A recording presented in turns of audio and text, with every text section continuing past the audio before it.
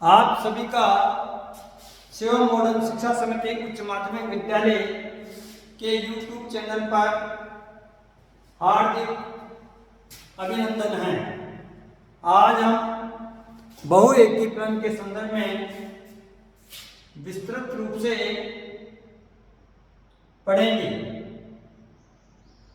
देखिए प्यारे विद्यार्थियों, बहुएकी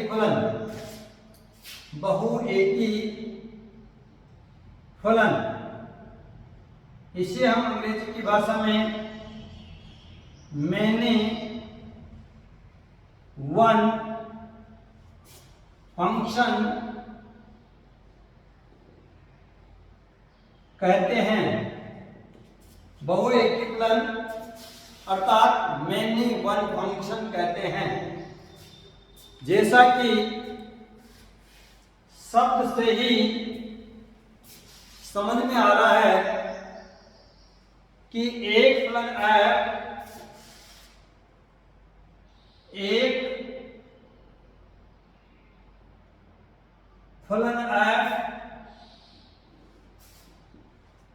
बहुएकी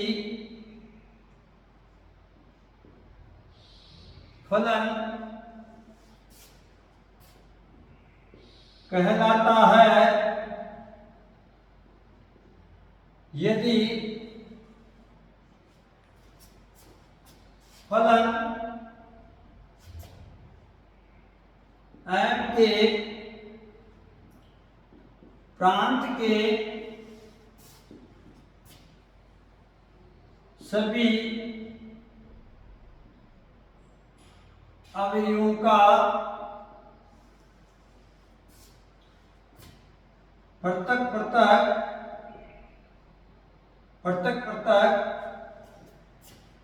प्रतिबिंब नहीं हो। प्रतिबिंब अर्थात इमेज नहीं हो। अथवा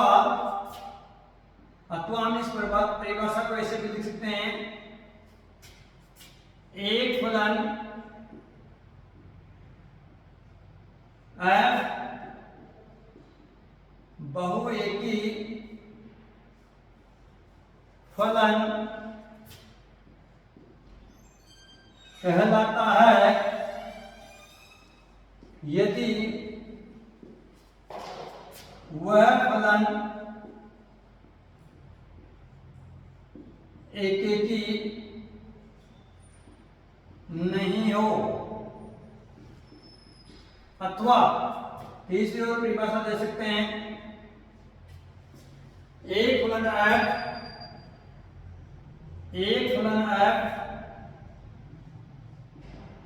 बहुएकी फलन होगा यदि फलन f के प्रांत के किसी एक अवयव का सह प्रांत में एक से अधिक प्रतिबिंब हो। एक से अधिक प्रतिबिंब हो। देखिए प्यारे विद्यार्थियों, हमने बहुएकी फलन की 3 परिभाषाएं लिखी है। पहली परिभाषा में स्पष्ट लिखा है कि फलन f के प्रांत के सभी अवयवों का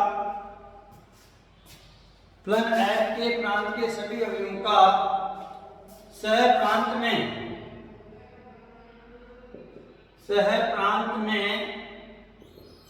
पृथक प्रतिबिंब नहीं हो। अथवा एक फलन f बहुएकी फलन कहलाता है यदि वह फलन एकेकी नहीं हो।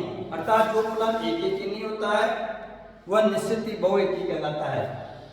अथवा एक फलन f बहुएकी फलन होगा यदि फलन ऐप के प्रांत के किसी एक अवयव का सह प्रांत में एक से अधिक प्रतिबिंब हो।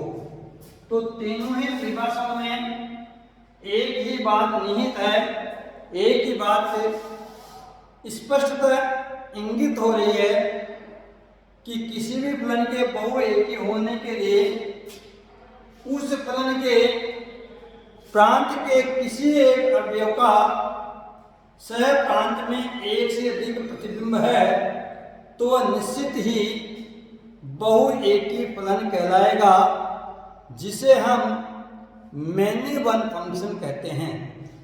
गणितीय प्रतिरूप की बात करें कि गणितीय प्रतिरूप में हम इसे कैसे लिखेंगे। गणितीय प्रतिरूप mathematical form x1 equal to x2, चूंकि x1 इक्वल टू तब इसलिए fx1 does not equal to fx2। Every x1 x2 belongs to capital A या प्रांत में। x1 x2 किसमें होगा? प्रांत में होगा। fx1 और fx2 क्या होंगे? सह प्रांत के अवयव होंगे। fx1 और fx2 क्या होंगे? सह प्रांत के अवयव होंगे, जबकि x1 और x2 प्रांत के अवयव है। तो अगर x1 और x2 बराबर है तो fx1 बराबर fx2 नहीं होगा, ये हमें समझना होगा।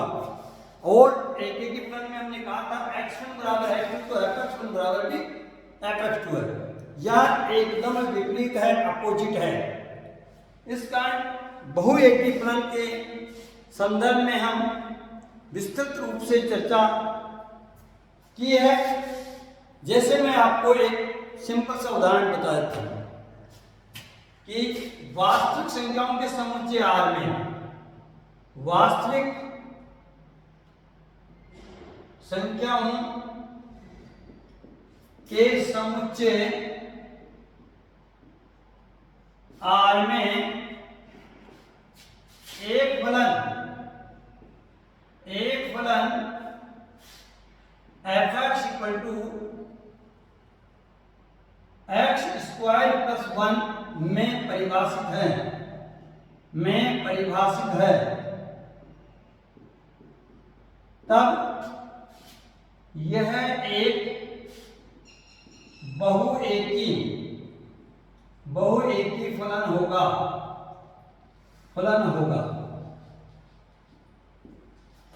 देखिए बच्चों, किसी भी क्वेश्चन को हल करने से पूर्व हमें उस क्वेश्चन की लैंग्वेज को समझना होगा, जानना होगा। तो देखो यहाँ पे एग्जाम्पल नंबर 1 में दिया, मैंने कहा एक वास्तविक संख्याओं के समुच्चय R में एक फलन f, अर्थात समुच्चय कौन सा? वास्तविक संख्याएं हैं। तो हम लिखेंगे हल वास्तविक संख्याओं के समुच्चय R में एक फलन f निम्नांकित प्रकार से लिखा जा सकता है। समझा? वास्तविक संख्याओं के समुच्चय R में एक फलन f को किस प्रकार से हम प्रदर्शित कर सकते हैं, शो कर सकते हैं। तो पहले तो ये आना चाहिए f such that R to R, जहां f x equal to x square plus 1। पहले तो हमें ये समझना होगा कि जो वास्तविक संख्याओं का समुच्चय R है उसको हम फलन के रूप में किस प्रकार से नोट करें, प्रदर्शित करें, शो करें। तो f such that R to R where fx equal to x square plus 1। अब ये स्पष्ट हो गया कि फलन f के प्रांत में भी सभी वास्तविक संख्याएं हैं और फलन f के सह प्रांत में भी सभी वास्तविक संख्याएं मौजूद है। अब x इक्वल टू मैंने 0 रखा, तो x इक्वल टू 0 का प्रतिबिंब, ऐसे का प्रतिबिंब, इमेज क्या होगी इसकी, का प्रतिबिंब f0 इक्वल टू 0 का स्क्वायर प्लस का 1 इक्वल टू 1, अर्थात प्रांत के अवयव फलन f के प्रांत का एक अवयव शून्य है, उसका प्रतिबिंब क्या बना, 1 बना।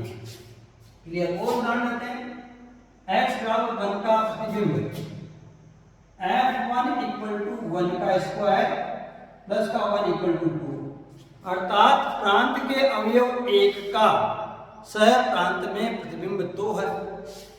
अब मैं इसे ले देता हूं, x बराबर माइनस का 1 का प्रतिबिंब f माइनस 1 का इक्वल टू माइनस 1 का स्क्वायर प्लस का 1 इक्वल टू 2, अर्थात माइनस 1 का जो प्रतिबिंब बन रहा है वह 2 बन रहा है।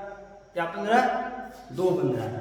अर्थात कहने का तात्पर्य ये हुआ कि सह प्रांत के किसी एक अवयव का एक से ज्यादा प्रतिबिंब हो या किन्हीं 2 अवयवों का एक ही प्रतिबिंब हो, तब हम ये कह सकते हैं कि दिया गया फलन बहुएकी फलन है। अर्थात उस चीज को पृथक पृथक अवयवों के पृथक पृथक प्रतिबिंब है, पृथक पृथक अवयवों के पृथक पृथक प्रतिबिंब नहीं है। हमें तो ये कहना है कि एक एक ही फलन का एकदम विपरीत, एक फलन जो एक एक ही नहीं होता है वह निश्चित रूप से बहुएकी होता है। तो यहाँ निश्चित रूप से बहुएकी है क्योंकि प्रांत के भिन्न भिन्न अवयवों का सह प्रांत में भिन्न भिन्न प्रतिबिंब नहीं है। इसलिए हम कह सकते हैं कि fx बराबर x स्क्वायर प्लस 1 एक बहुएकी फलन है। एक क्या है, बहुएकी फलन है, ये हमें आना चाहिए। अर्थात एक एकी का ठीक उल्टा बहुएकी कहलाता है। क्लियर। एक एकी और बहुएकी फलन की व्यापक परिभाषा और एक एग्जाम्पल हमने समझ लिया है। इसके अनेक प्रकार की समस्याओं का हम समाधान करेंगे, लेकिन प्यारे बच्चों हमें ये निश्चित रूप से आना चाहिए कि एक एकी फलन क्या होता है और बहुएकी फलन क्या होता है।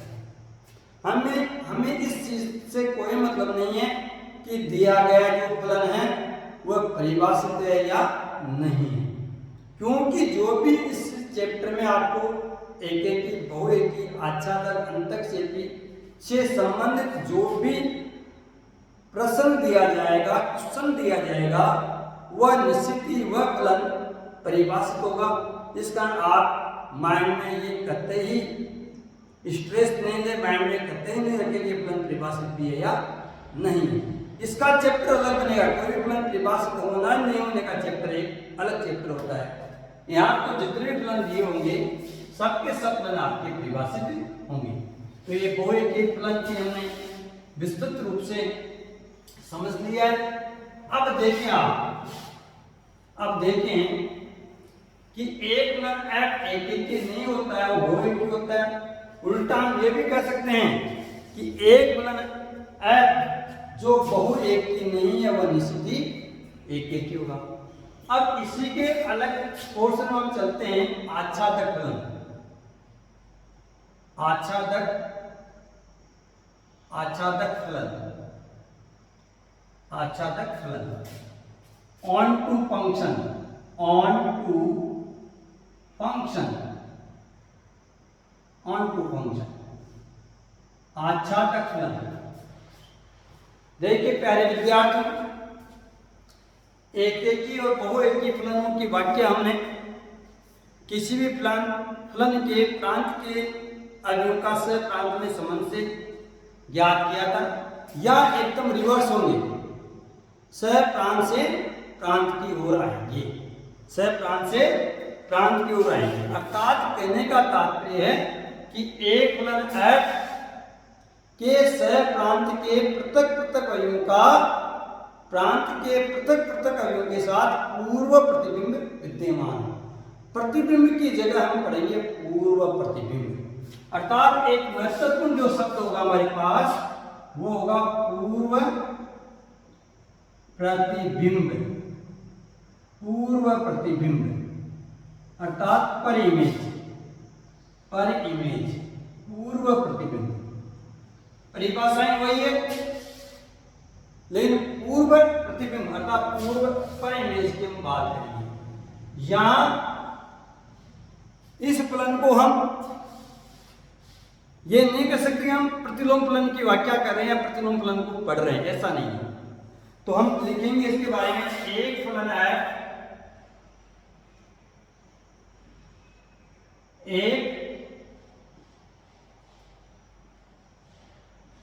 एक फलन f a to b में आच्छादक onto फलन कहलाएगा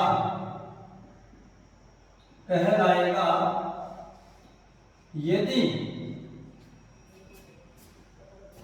फलन f के सहप्रांत के सभी अवयवों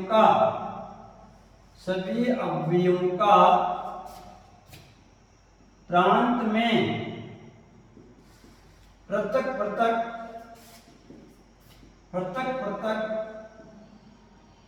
पूर्व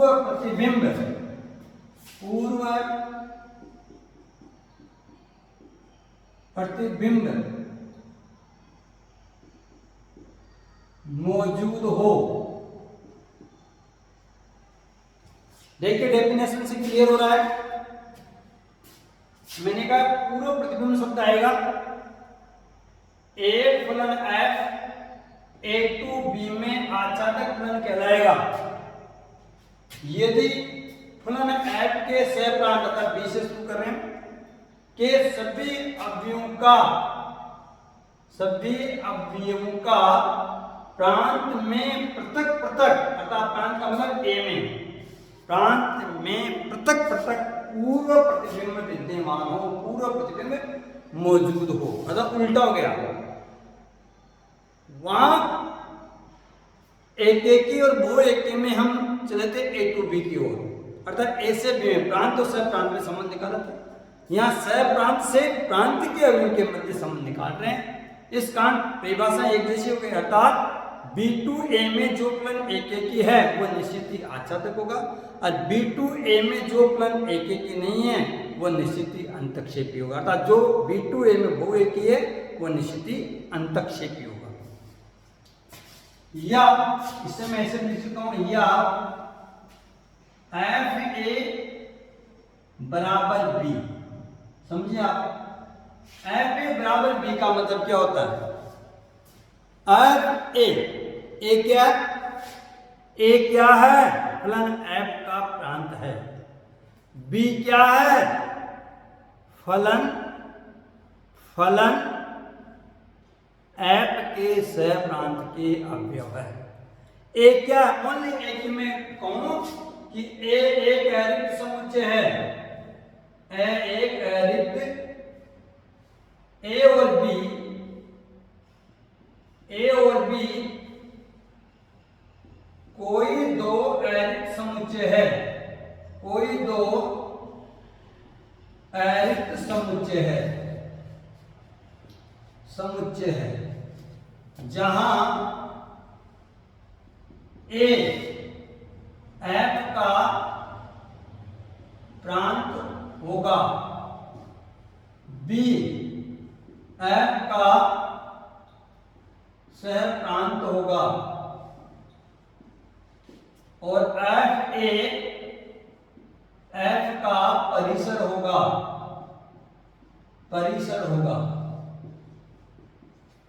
मेरे लवली स्टूडेंट्स, बिल्कुल लर्न करिए आप, बिल्कुल इस चीज को आप अच्छी तरह समझिए कि f a to b में ध्यान दीजिए, f a to b में a फलन f का प्रांत, b फलन f का सह प्रांत, अर्थात कोई दो अरिक्त समुच्चय जिसमें पहला जो समुच्चय है वह फलन f का प्रांत कहलाता है, दूसरा जो समुच्चय फलन f का सहप्रांत कहलाता है। लेकिन f a फलन f का परिसर कहलाएगा।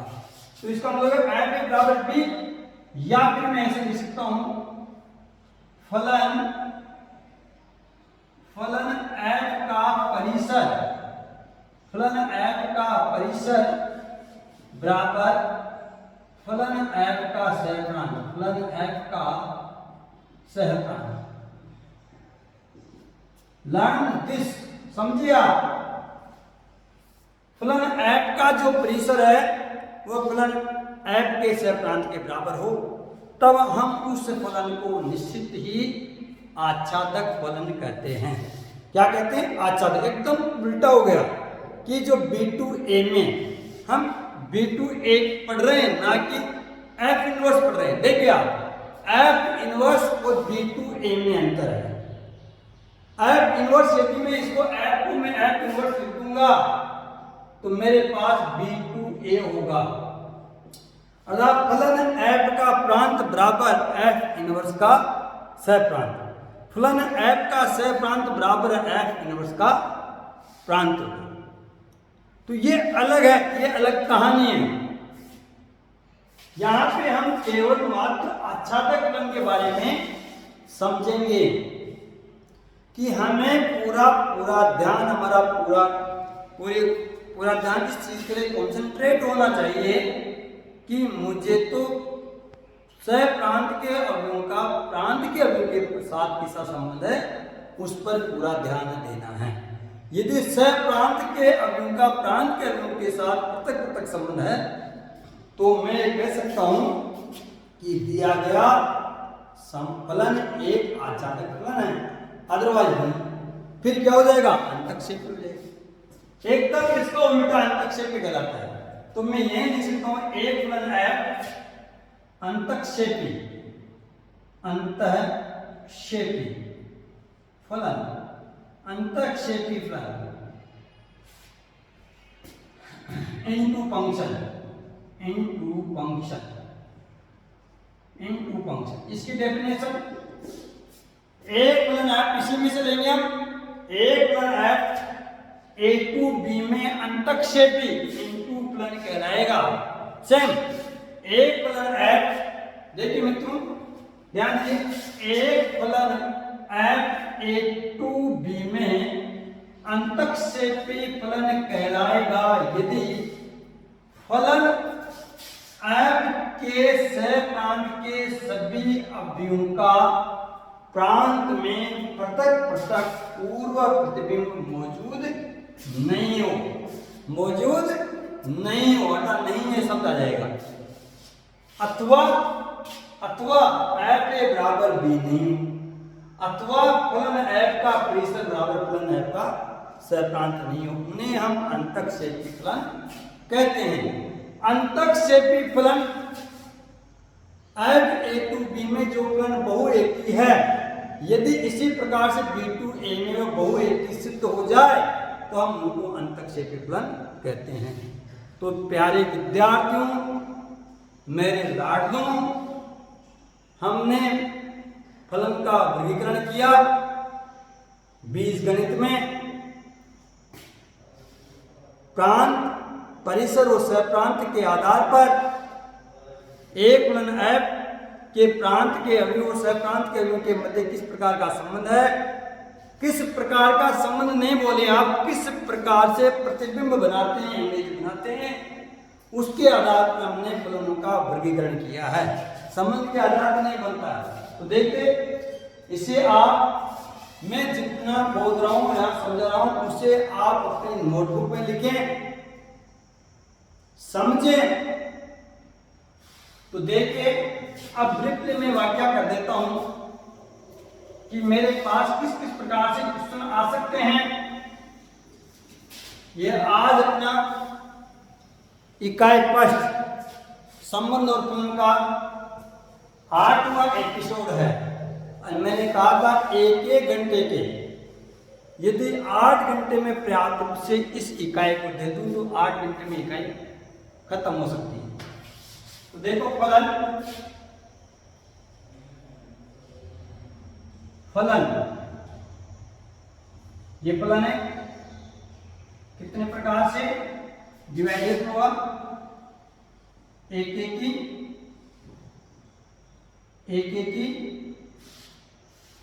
बहु एकी,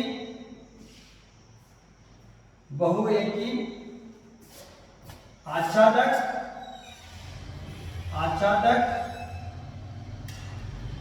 अंतक्षेपी,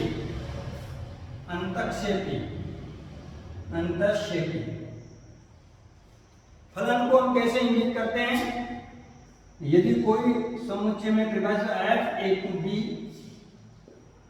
अर्थात ये फलन 2x समुच्चय a to b में परिभाषित है।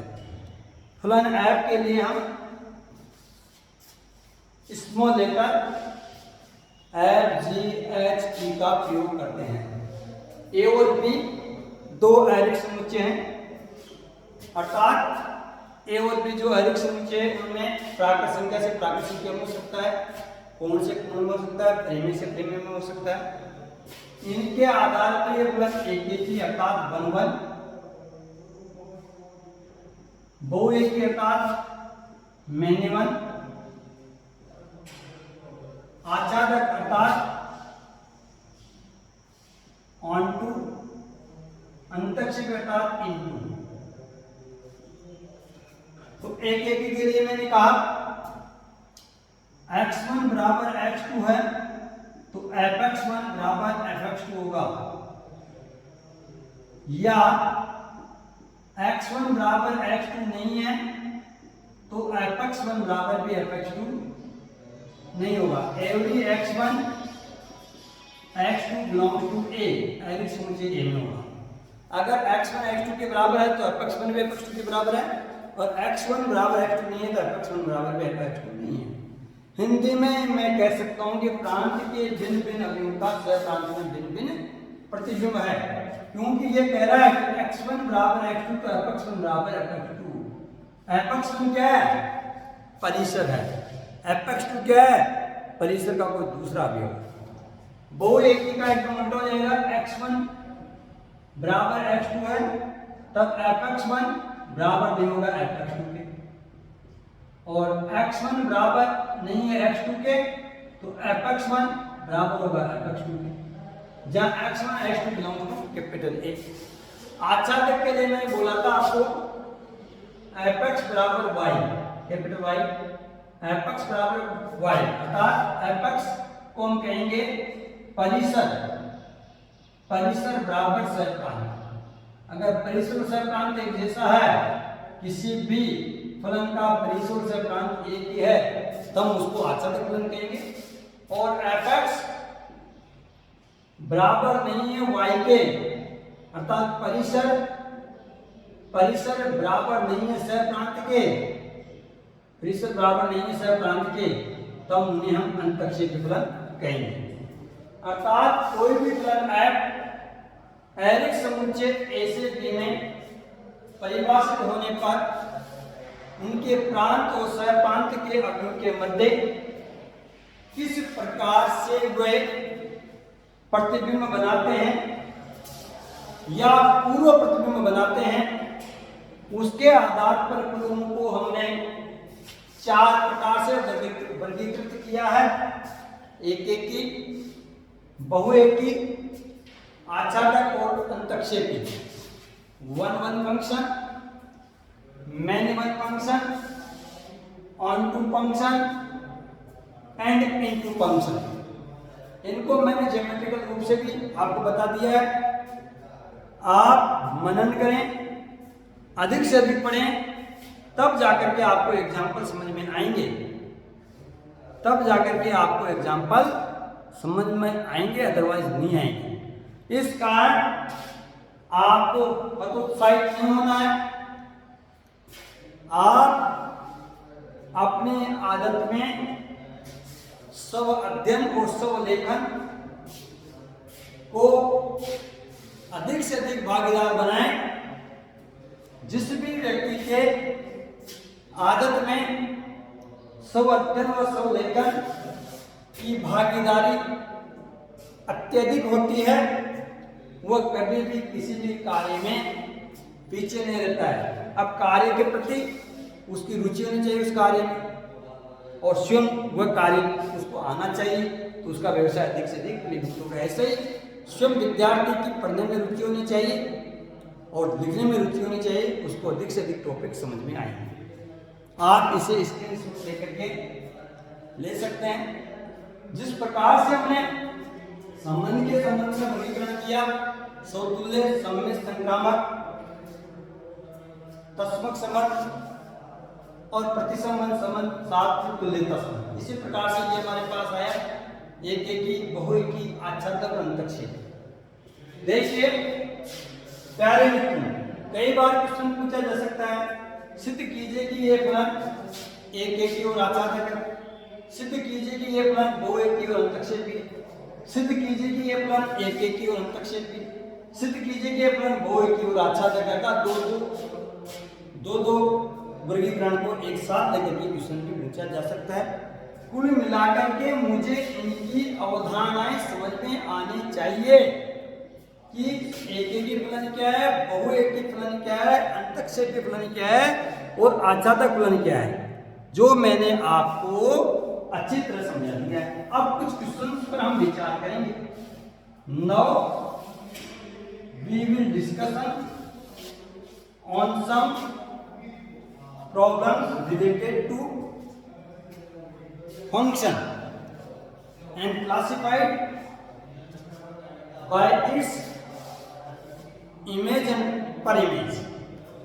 तो देखिए मित्रों, हम नेक्स्ट आगे बढ़ रहे हैं। फलन के प्रकार में कंप्लीट पढ़ लिया। Example number 7, example number 7 NCERT page संख्या 9। इसमें दिया है कि कक्षा 10 के सभी 50 विद्यार्थियों का समुच्चय है। कक्षा 10 में 50 विद्यार्थी है, 50 विद्यार्थी है, अर्थात उनका जो समुच्चय है वह आपके ए है, ए एक्स सच डेट एक्स, कक्षा 10वीं के 50 विद्यार्थी का समूह है। ये समुच्चय हो गया। F(a)(2)n फलन F(a)(2)n विद्यार्थी x का रोल नंबर द्वारा प्रदर्शित है। विद्यार्थी x का रोल नंबर है। परिभाषित कीजिए कि फलन f एक एकी किंतु आच्छादक नहीं है। मैंने आपको कहा था कि फलनों का जो वर्गीकरण क्या है, एक एकी, बहुएकी, आच्छादक, अंतक्षेपी, उसमें से दो पूछा जा सकता है। फलन f एक एकी है लेकिन आच्छादक नहीं है, आच्छादक नहीं है। ये मुझे सिद्ध करना है। इसमें लिखा हुआ है कि फलन f एक एकी है, आच्छादक नहीं है। क्वेश्चन दिया गया F(a)(2)n अर्थात ए तो पहले एक एकी फलन, एक एकी फलन, एक एकी फलन किसे कहते हैं? समुच्चय ए विद्यार्थी की संख्या का समुच्चय, विद्यार्थी की संख्या है। भिन्न भिन्न विद्यार्थियों का रोल नंबर भिन्न भिन्न होगा। भिन्न भिन्न होगा, अर्थात एक एक की फलन है। अर्थात किसी कक्षा में 50 विद्यार्थी है तो सभी 50 विद्यार्थियों के रोल नंबर भी पृथक पृथक होंगे। कि सभी 50 विद्यार्थियों के रोल नंबर भी पृथक पृथक होंगे। 1 से लेकर के 50 तक के विद्यार्थी है तो सभी 50 विद्यार्थियों के रोल नंबर भी पृथक पृथक होंगे। अर्थात दो विद्यार्थियों का एक रोल नंबर नहीं हो सकता, दो विद्यार्थियों का एक रोल नंबर नहीं हो सकता। अतः यह एक एक की फलन है। क्लियर? अब कह रहा है आच्छादक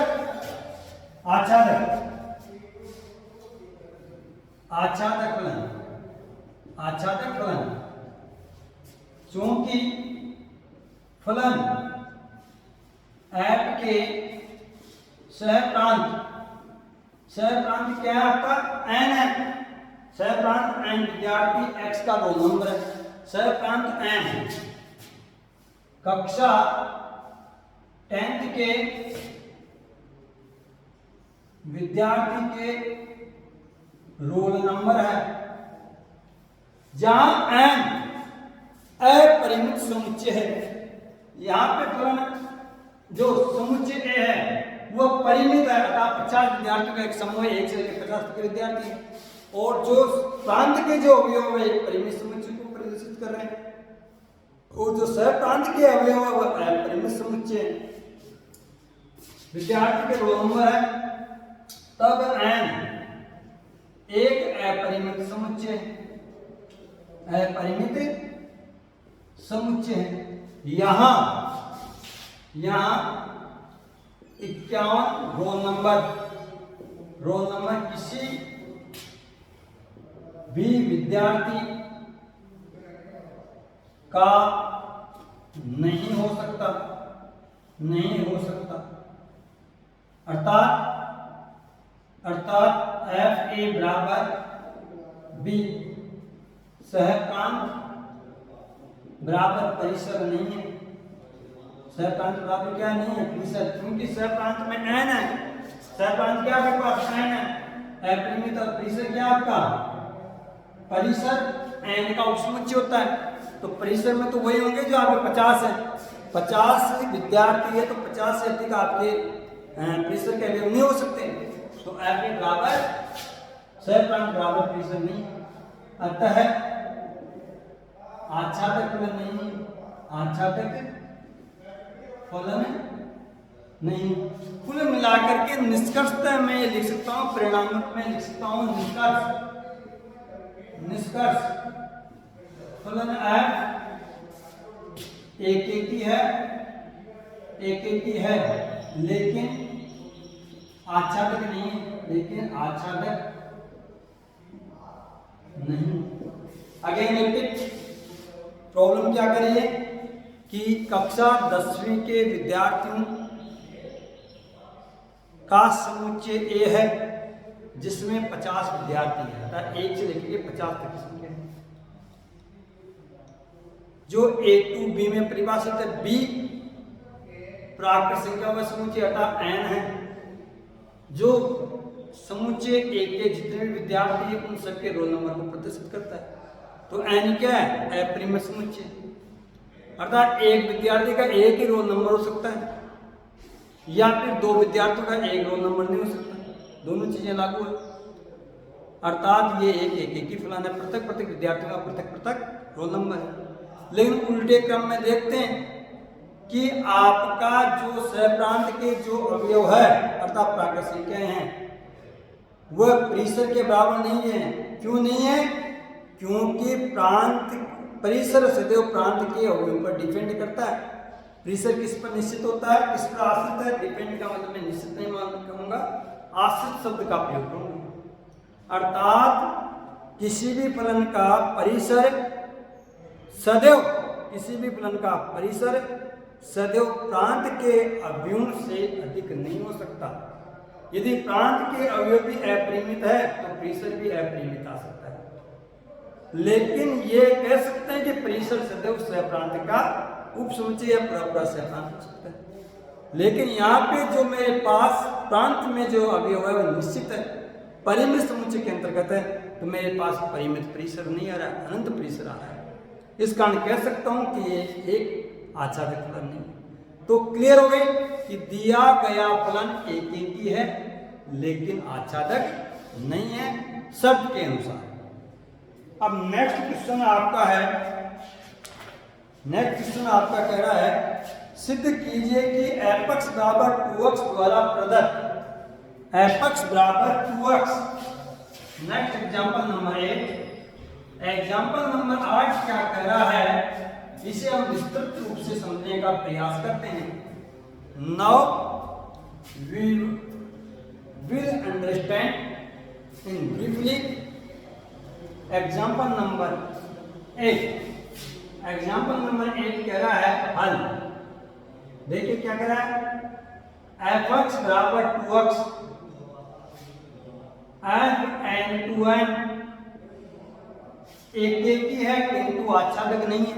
समझिए आप, एक फलन fx दे रखा है आपको, fx बराबर क्या है 2x है और किसमें परिभाषित है n2n में। समझ जाए n क्या है, प्राकृत संख्याओं का समुच्चय और प्राकृत संख्याओं के समुच्चय से तो परिमित समुच्चय कहलाते हैं। fn2n है एक ही है लेकिन बहु एक ही नहीं है। तो यहाँ देखिए एक ही फलन f एक ही होगा गणित के प्रतिरूप में। x1 बराबर x2 implied that fx1 बराबर fx2 every x1 x2 belongs to n। every x1 x2 किसमें होगा, कैपिटल N में होगा। यहाँ here n equal to 1 2 3 dash dash dash अनंत होंगे। अब मान लीजिए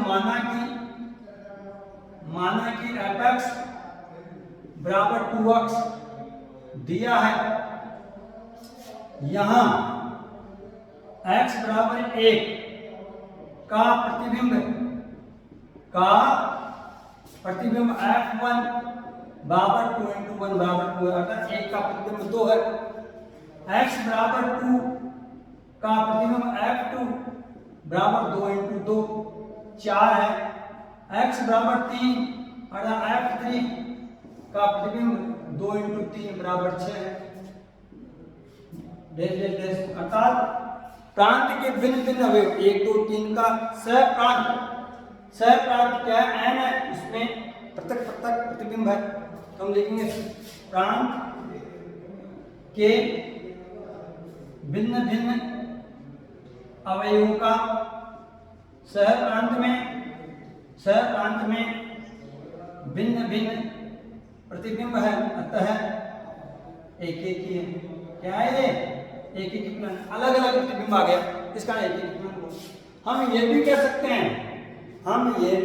सकते हैं कि मेरे पास प्राकृत संख्या n में ऐसी कोई राशि नहीं है, ऐसी कोई संख्या नहीं है जिसके लिए सहप्रांत n में एक ही प्रतिबिंब विद्यमान हो, या दो अलग अलग राशि जिसका एक ही प्रतिबिंब होता है। ये क्या है आपका एक ही। आप इसे ऐसे भी समझ सकते हैं, मैंने कहा x1 बराबर नहीं है x2 के 2 अवयव है, अर्थात 1 बराबर नहीं है 2 के, तो fx1 बराबर नहीं होगा fx2 के, अर्थात fx1 का मान f1 बराबर नहीं होगा f2 के। तो f1 का मान कितना है मेरे पास, आपके पास 2 बराबर नहीं है 4 के। इसी चीज को पुष्टि कराते हैं एक ही फलन नहीं। आच्छादक फलन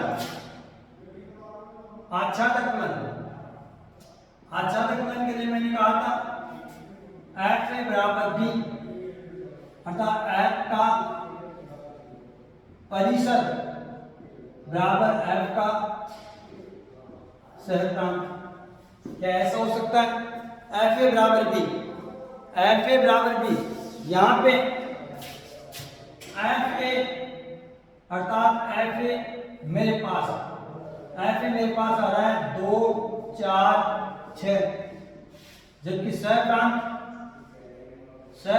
मेरे पास आ रहा है n 1 2 3, क्योंकि f एक प्रकार का प्रांत है जिसमें मेरे पास 2 4 6 अर्थात सम संख्याएं का समुच्चय आ रहा है, और सहप्रांत कंप्लीट प्राकृत संख्याएं हैं। तो मैं कह सकता हूं कि F का परिसर बराबर नहीं है सहप्रांत के। सहप्रांतियों की परिसर क्या है आपके पास 2 4 6। सहप्रांत क्या है आपके पास 1 2 3। आच्छादक नहीं। अर्थात प्राकृत संख्या आ जानी चाहिए थी ऊपर से, तो प्राकृत से प्राकृत आ जाती तो प्रांत बराबर सह प्रांत हो जाता। अर्थात F का परिसर बराबर सह प्रांत हो जाता।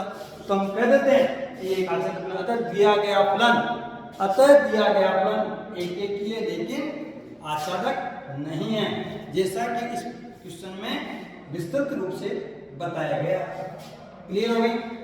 बाकी जो भी आगे नेक्स्ट अभी प्रॉब्लम्स है इसमें 10 हमने 8 प्रॉब्लम किए, 9 10 11 12 13 14 14 तक एग्जाम्पल है, फिर 44 क्वेश्चन है। इन सभी का कल अपन विस्तृत रूप से अध्ययन करेंगे। धन्यवाद। आप अधिक से अधिक पढ़ें।